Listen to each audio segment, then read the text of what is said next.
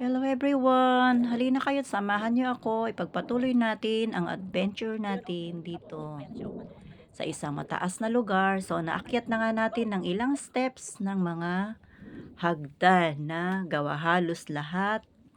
Gawa lang sa bakal o kahoy yung iba. Siyempre, ito bundok. So, lahat halos dito, siyempre, kinukuha lang nila dito sa kanilang kagubatan para gawing tourist spot. Ayan, ang ganda, di ba? Pagdating mo dito sa taas, natatanaw mo yung nandoon sa ibaba. So, siguro itong maraming pumupunta rito, yung kaya lang na umakyat. Siyempre, kami naman, medyo bata-bata, akyatin natin ng maayos. So, meron nga dito na isang cameraman pa nandoon sa taas. So, pinipicture nila itong lugar na to. Kasi sa mga ganitong lugar, makikita mo halos bumibisita yung mga lola, mga lolo na para bang tradisyon na lang nila na bisitahin yung mga ganitong temple pagka sila hindi busy. So, ayan, tingnan nyo guys.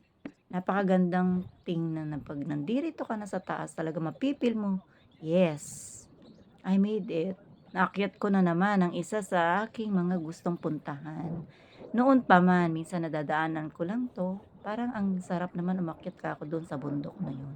Heto na yun. Matagal na ako dito sa lugar na ito. Pero ngayon ko lang nagagawa ang mga bagay na gusto ko pang gawin.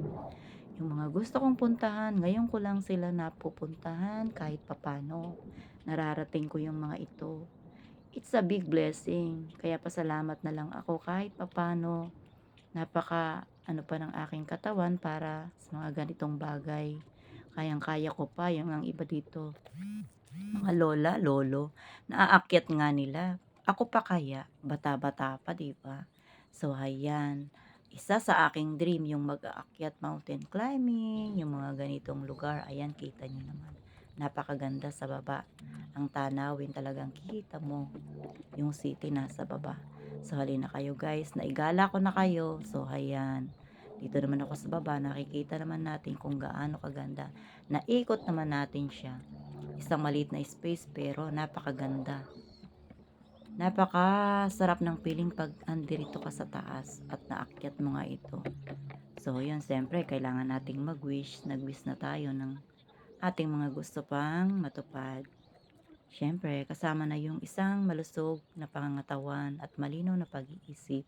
Ilayo sa anumang kapahamakan at anumang mga taong minsan ay hindi mo na maisip bakit bigla na lang silang merong hindi gusto sa'yo. Kumbaga sa bakit kailangan kanilang minsan i-down, 'di ba? Dapat ang tao pantay-pantay, dapat ang aking mga kakilala, kamag-anak, pamilya, or sino man dapat pare-pareho lang.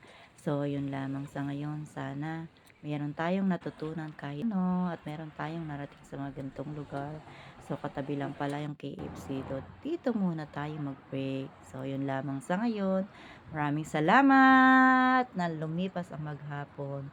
So, thank you Santa. Malapit na palang Christmas. Merry Christmas to all and thank you for visiting. Love, love you all. Bye!